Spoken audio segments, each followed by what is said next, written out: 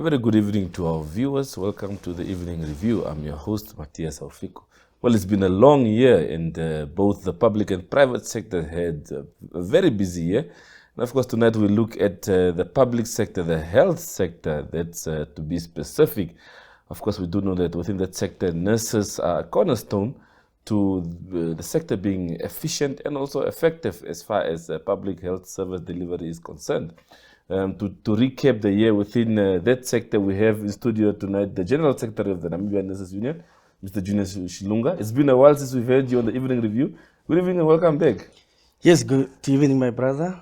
It has been a while. Yes, yes, yeah. It's good that we have you during this time of the year where things are sort of cooling down. Absolutely. And I'm sure everyone is looking to get good rest and prepare for what 2025 is in store. Maybe just a recap of 2024 as far as the union's work advocating for the well-being of nurses is concerned. How has the year been? Yeah, thank you very much for the opportunity to recap the year. As a union leader, it was not really an easy year for us because we had a lot to attend to, and the nurses issues remains critical to us, and we have been pushing here and there, and so we have been busy the whole year. So we are looking forward to the new year. Yeah.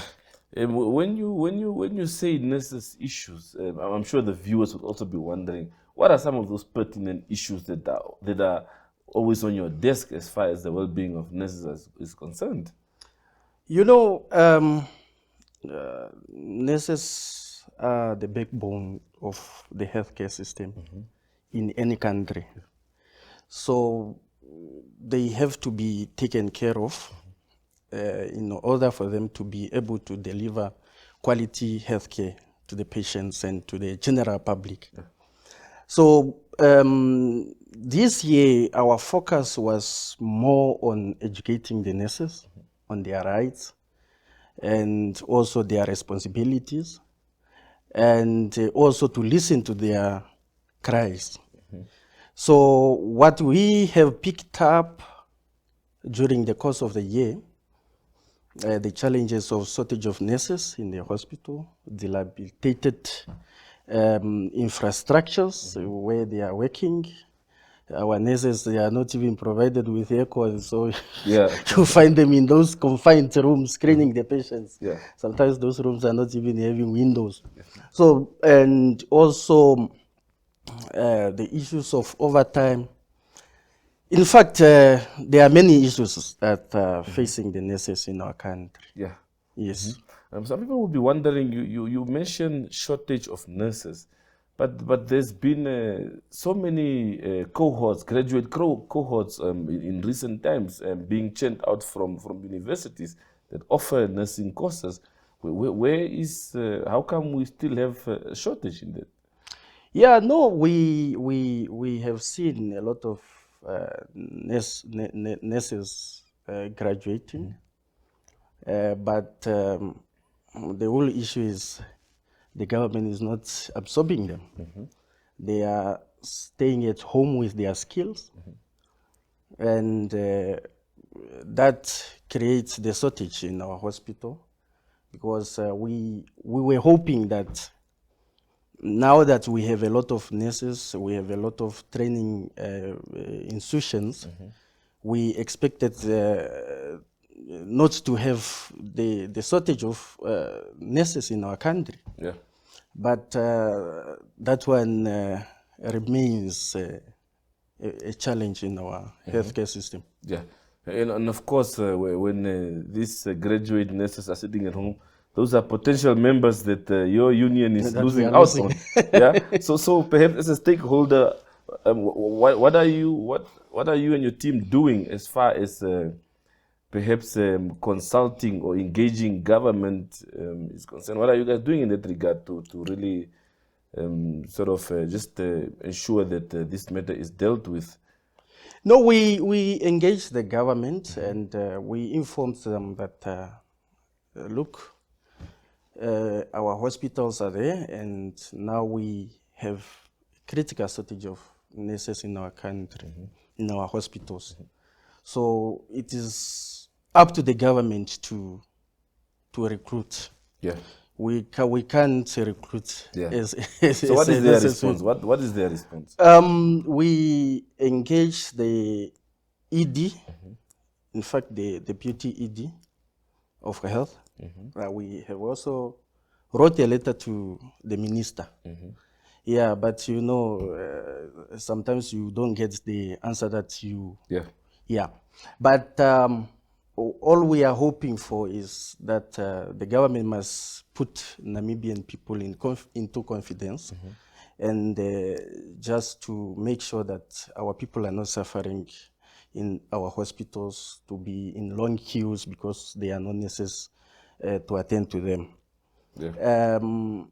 Now that we have a lot of nurses that are being trained, it is to the advantage of the government to take that opportunity and absorb those people. Yeah. Yes. You also mentioned the issue of dilapidated and old infrastructure. And we keep on hearing about this situation, especially within the public healthcare system. Can you maybe just paint us a picture of what it's like on the ground? What are your members telling you? How is this situation impacting their work? Yeah, the situation on the ground is like this. We have hospitals which were built during apartheid. Up to now, our government did not build any single referral hospital after independence. Yeah. All those hospitals that you are seeing, we have inherited them from the apartheid government. So, and they are not maintained. They are still in that old age state. So what we are saying is the government must take care of the infrastructures and also try to expand because the population is also growing. And we are advising the government at least to expand. If they cannot build new ones, they must expand so that our people will get the health care that they deserve. It doesn't make economical sense to have people being referred from Katima to come to Windhoek.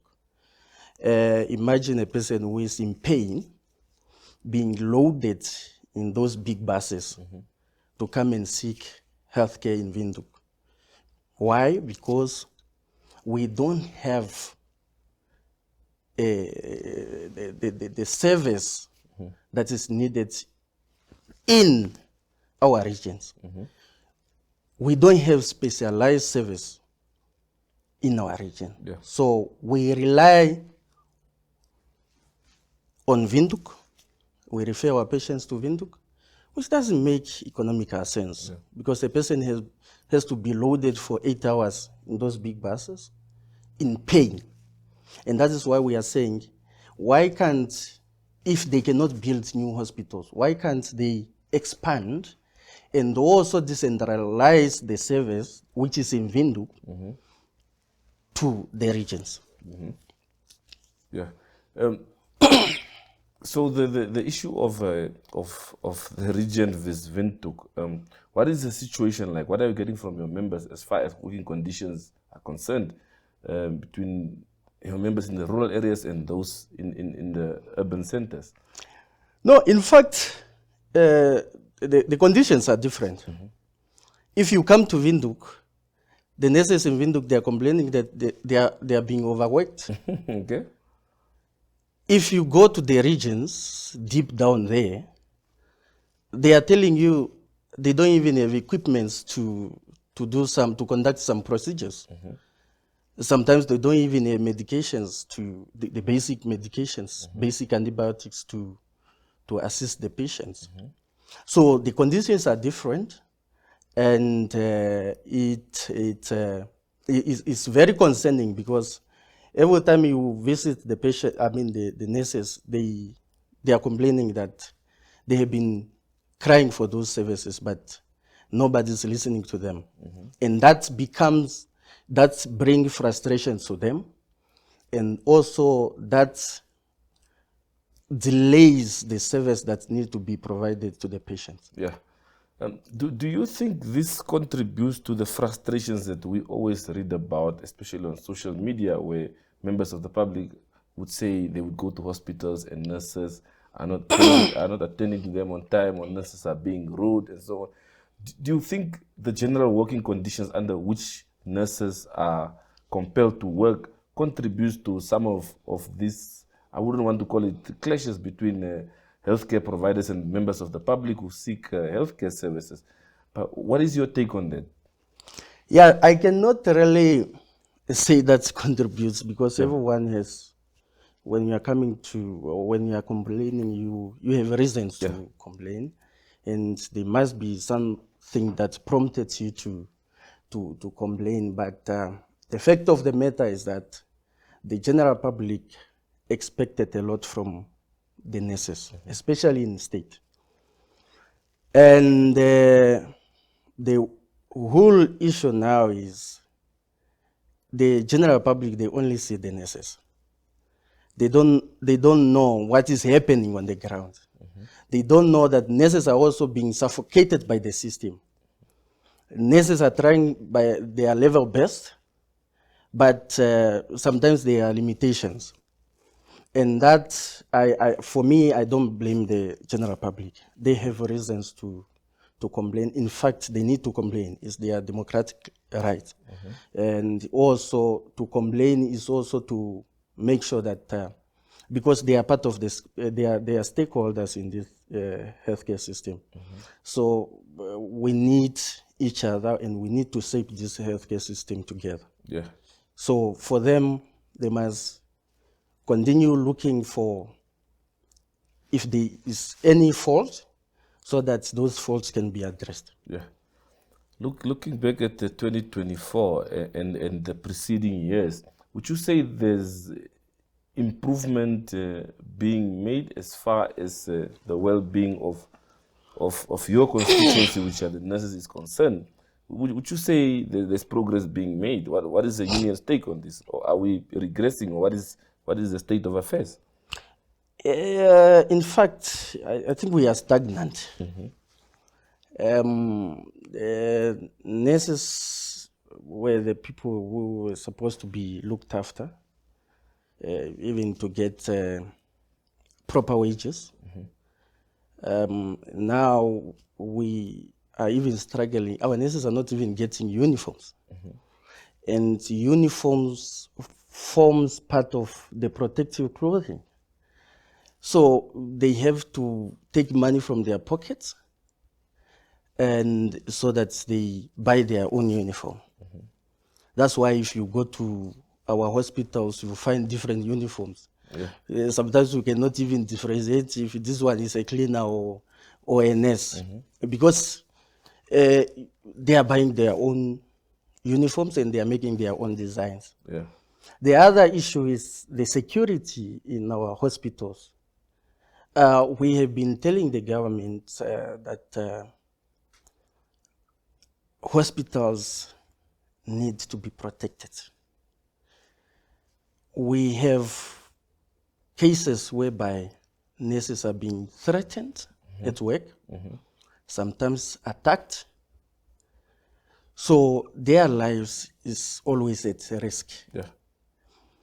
But if you go to the hospitals, you just find these poorly trained securities who cannot even handle an aggressive patient or aggressive somebody who pose a risk to both nurses and the patients. So I can't really say we are progressing, because we expected the government to prioritize our nurses and the healthcare facilities. Okay. Well, Mr. Lishilunga, we head for a short commercial break, and we'll be back to continue this conversation. To our viewers, wait for a short break. Stay tuned.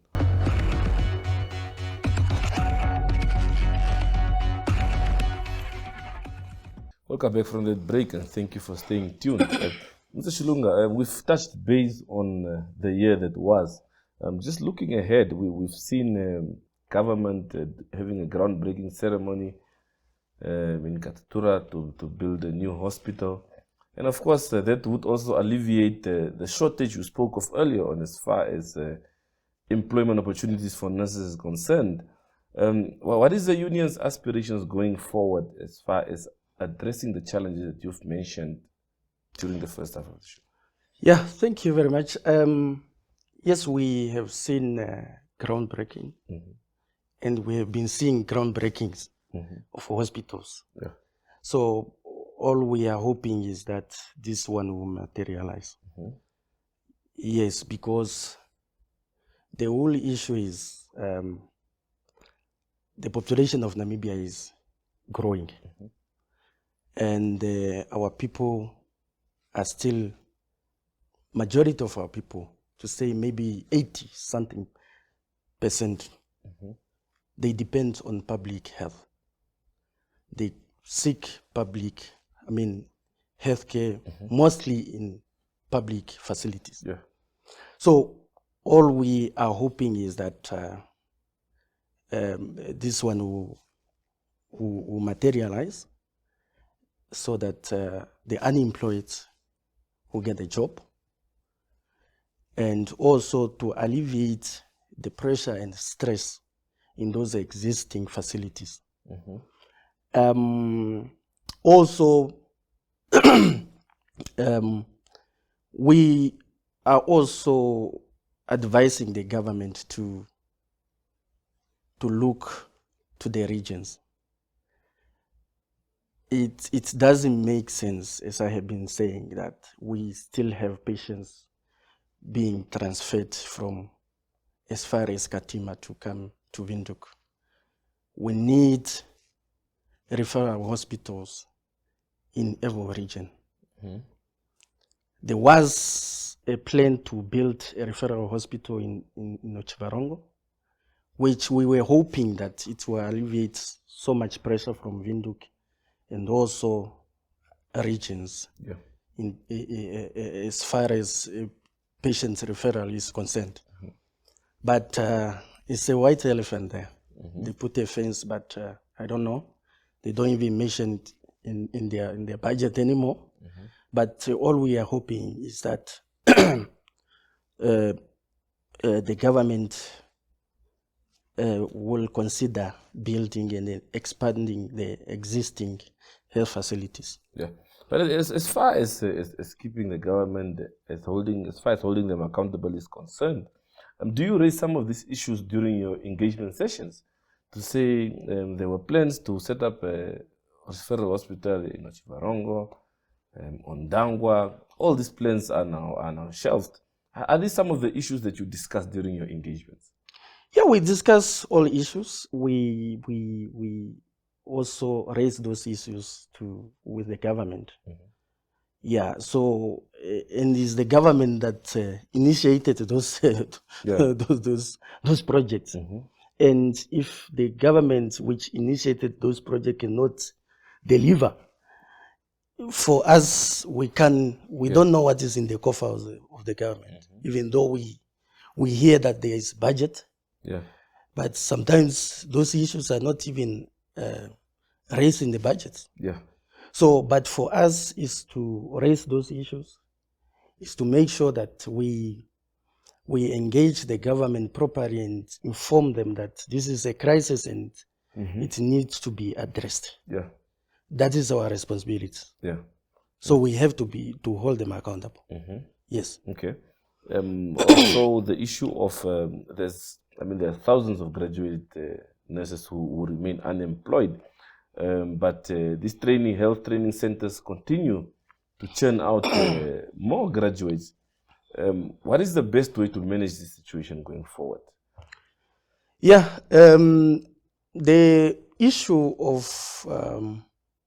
mushrooming of training centers has been a concern. And last month, or in October, the Nursing Council released a statement and also advise the training centers to reduce their intakes, and also to not register new training centers. So, but we also have to be careful. If you have followed the history, I think around 2016, 2017 there, or 2014, we had a crisis in the country of shortage of nurses. Yeah. Because we were only having the University of Namibia and also the training centers of the government, which were producing nurses. So we had a crisis, and we have to go out and also to get some nurses from other countries like Kenya. We had some from Kenya. So we cannot really condemn the growth of the training institution in the country. All what we need to do is just to advise that they must get the nurses, the nursing student must get proper training. Yeah. Because if you look also when when you have a mass roaming of training center, sometimes you have to think which are who is teaching these students. Are they being taught by qualified people? Do we even do Are these centers not regulated and monitored? You know, when there is too much of everything, it becomes a problem. And where do we get the skill of those people who are training the nurses? Yeah. So it's also because we must not really look at the quantity sometimes. Yeah. We must focus on the quality that is being produced. So we have to advise the government just to make sure. And I think the Nursing Council now is very serious. Yeah, because we even sent, I think we have more than 10 inspectors from our unions that are also inspecting those institutions. Okay. Yeah, so we want things to be done properly, and we want quality. Yeah. We don't just want a lot of nurses who are not well skilled. Yes. So what is some of the feedback that you are getting from your inspectors in the field? What are some of the issues that they are picking up there? Yeah, so our inspectors, they just started because I think there were some issues, but they just started, and I think with the new regulations that the Health Professional Council is putting in place, we have confidence that things are going to be well, and we hope that even though we are regulating the intakes and also the growth and the mass roaming of the training centers, we still want quality from those existing ones. Yeah. And that is why we are appealing also to NQA to be serious and investigate and also inspect most of those training centers together with the Health Professional Council of Namibia. I know you mentioned the issue of the mushrooming of some of these centers, but how did we go from a critical shortage of nurses in 2016, and even going to an extent of importing nurses, to now the market being flooded? Surely it can't just be because of the mushrooming of institutions. Yeah, so the whole issue is, when you look, as I have mentioned before, that all the health facilities that we have inherited them from the apartheid government. So that's why I'm saying I'm not condemning the growth of training institutions. Yeah. In fact, we need more so that we can even import our skill to other countries. But the government, we are still stuck. They are not building new hospitals. They are not building new clinics. We are still relying on those old infrastructures. They are not even expanding. Yeah. So, and as I have mentioned that the population is growing, our hospitals need more nurses. And those nurses, we have them now and they are seated at home. Yeah. So it's up to the government to absorb those nurses. It's up to the government to build more new hospitals, new clinics, new health centers, so that our people cannot walk long distances to access basic healthcare. Yeah. So that's we are happy to see that our country now, even if it is now saturated, because the supply and demand is not corresponding, but it's something that we are happy to see. Yeah. And if our nurses are well trained, we cannot just claim that they must be seated at home. They must also look for opportunities outside the country. Okay. And also our ambassadors, they must also get those opportunities in the other countries. Yeah. Just like other countries, I'm always giving an example of Kenya, because Kenya, the ambassadors are always trying to look for opportunities for their people in other countries. And that is what we expected also from our government. Yeah. Because if my dream is to become a nurse, I cannot be stopped because the industry is saturated. Yeah. I must attain my dream.